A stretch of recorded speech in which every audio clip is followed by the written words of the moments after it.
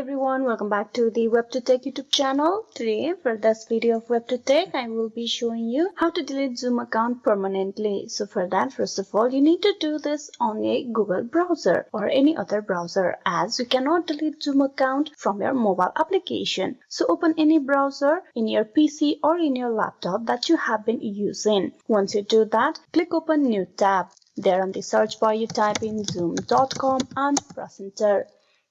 This will direct you to the official web page of Zoom, where you will need to get logged in first. As you can see, I am already logged in into my account of Zoom. Once you have been logged in, you need to tap on my account over here. Click that.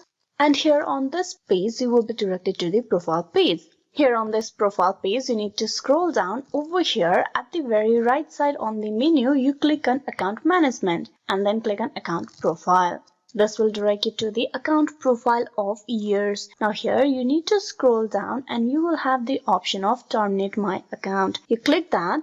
Before you delete your Zoom account, you will need to provide the password. Type in the password over here.